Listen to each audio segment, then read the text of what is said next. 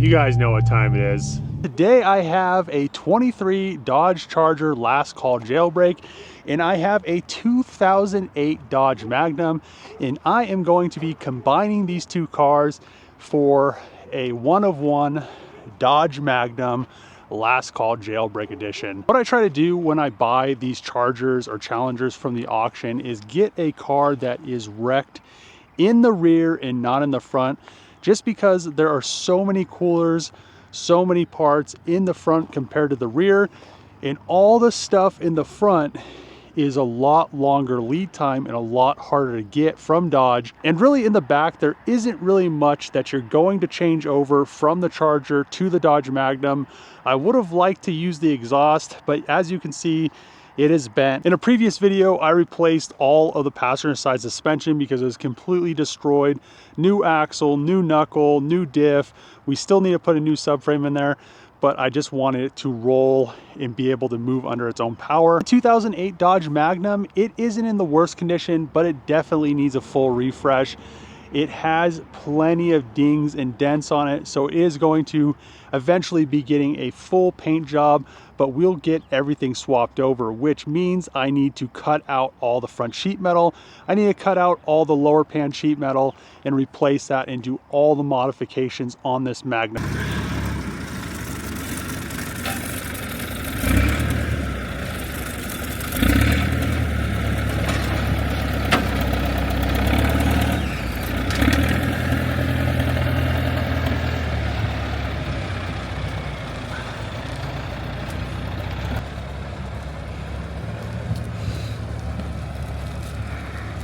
I just got done talking with the driver. We need to pull this thing off because it doesn't run with the Ranger, and he's fixing a broken hydraulic line, which I guess we'll see how long that takes. Looks like a really decent shell. We're just gonna have to really get into it and see what she looks like after she's cleaned up, and then start tearing her down for the Hellcat swap. Tires on this truck are flat. I wonder if that's for height clearance, but then I was looking at this car down here and all of its tires are flat too. This truck is like the dirtiest truck. Everything's covered in oil. Trailer must eat a lot of hydraulic fluid. I like that 1/2-inch extension as a stop though. Vice grips down there holding that airline. The more I look at this trailer, the better it gets. Jesus. Looks like we're having more hydraulic line issues. Another one popped. 2 weeks later. We finally got everything fixed with the hydraulic line. Ooh.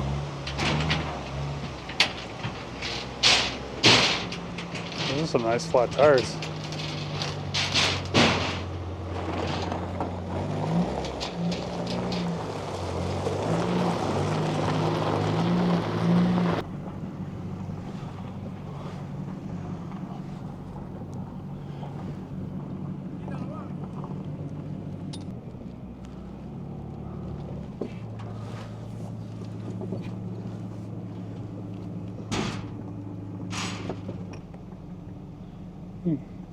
He needs to straighten the wheels out.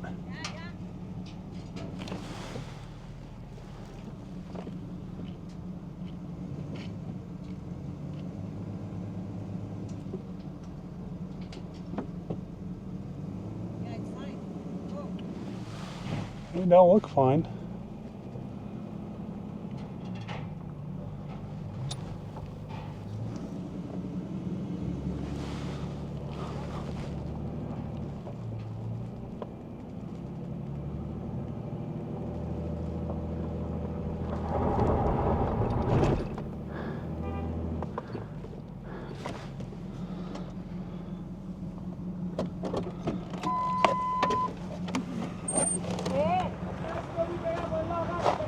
Sí, yo lo estoy viendo muy pegado.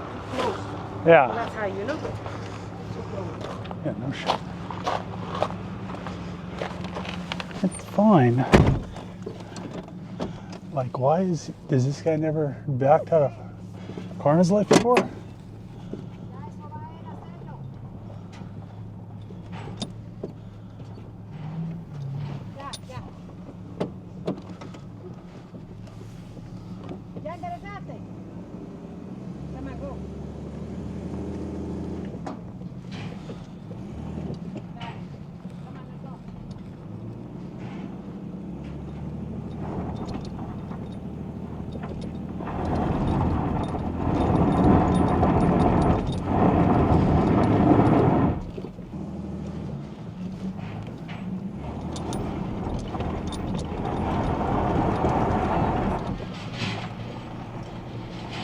Sketchy.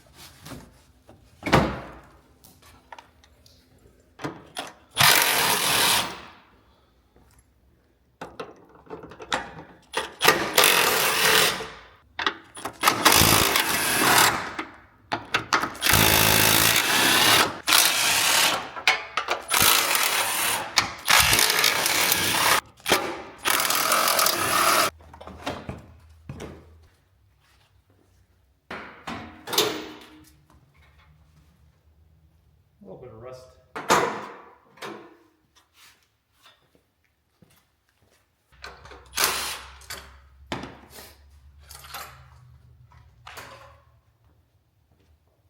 It being hydrolocked makes sense after I looked at the dipstick.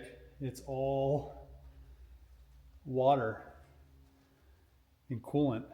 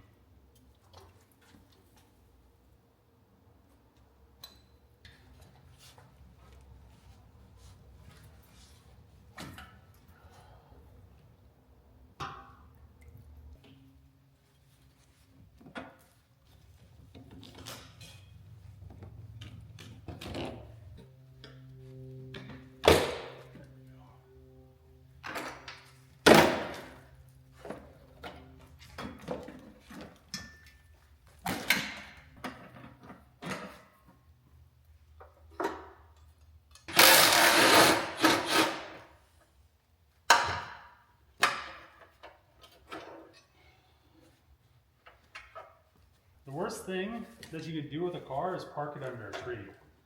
Like, you might think it's gonna save it, but all these leaves are gonna pile up in areas like this and here, and they'll rust the car because the water will, all that rotting, decaying leaves and organic material will just hold water. If you're removing this upper bar right here, and these bolts kind of look rusty on the top, don't use an impact, use a wrench, and be nice with them because they may still break.